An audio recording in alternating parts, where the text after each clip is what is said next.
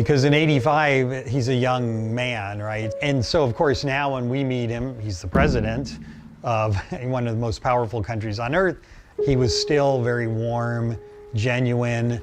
Like when he first saw my parents, you could see the twinkle in his eye. I moved here in 2013.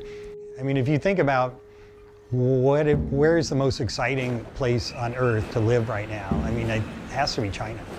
Absolutely. You know, made a better life for its people has been really impressive.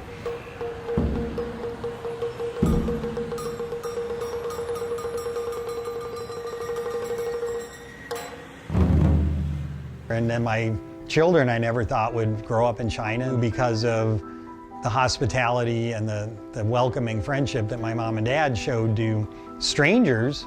In 2012, the phone rings.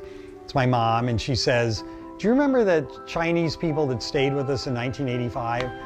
And I was like, "No, not really." And she's like, "Neither do I, but you know what? One of them is going to be the president."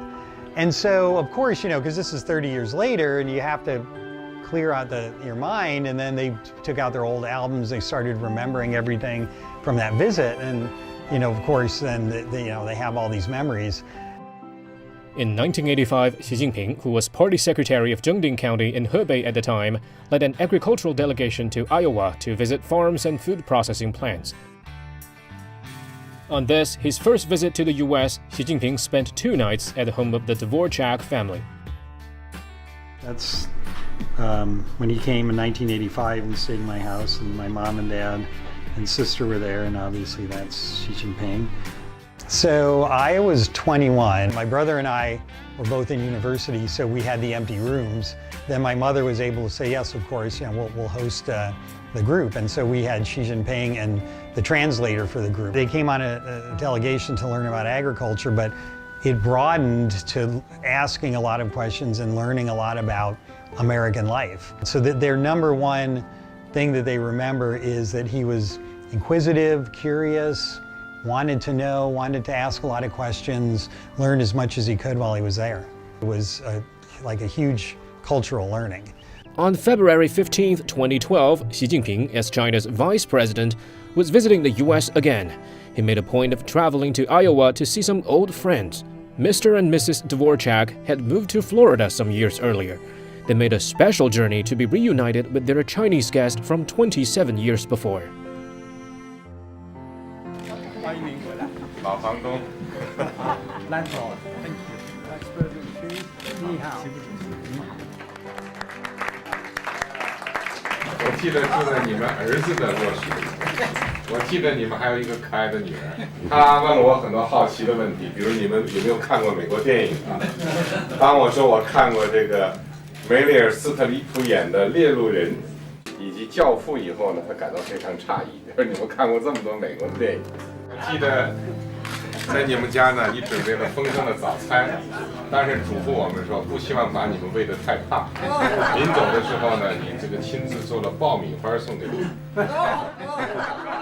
这个当年的那些印象又重新浮现出来，因为你们是我见到的第一批美国人，使我这个形成对美国的印象，就是来自于你们啊，所以对我来讲，你们就是美国。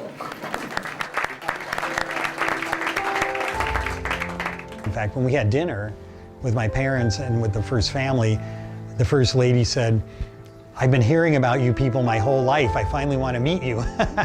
so it's something that she was quite aware of, like how important that period of time was in the president's life. So here's our group photo. On April the 8th, 2015, President Xi Jinping invited the Dvorak family to dinner. It was the first time that Gary Dvorak met the Chinese friend who'd once slept in his room.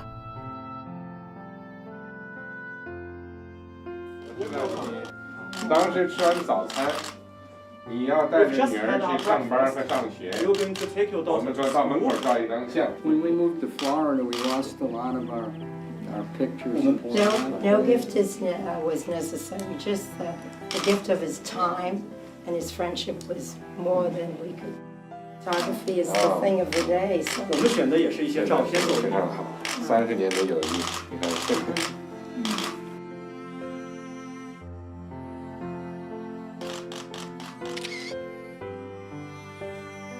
And we had, we were there about 2.5 hours. I was asking about, the president, how his life had developed, asking questions like how he met the first lady, things like that. So it was very much a warm gathering of kind of a reunion after so many years. So we see him not just as a leader making a speech on TV, but as like a real human being.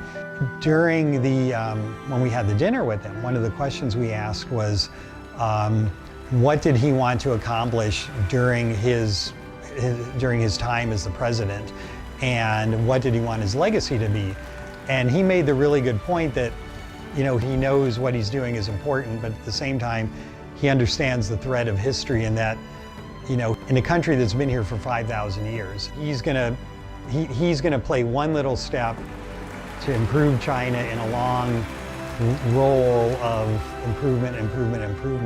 And so, he was very modest in the sense of he's a patriot. I mean, he loves China, he loves his country, he devoted his whole life to this country, and as a leader, he cares very much about what happens. And the fact that during his presidency, China hit this point where they can say, there's nobody living below the poverty line, it's a huge accomplishment, something that he should be very proud of. On September 17, 2015, the Dvorak's old home was opened as the Sino-American Friendship House. I think it's great because it really, the house. So it's now called the Sino-American Friendship House.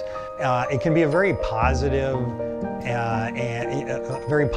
and symbolic way for people in America to really learn more about China and learn in a positive way, and to really have a way to know so many of the good things that China has done for the world, and so much of what Xi Jinping has done that has been good for China and good for the world.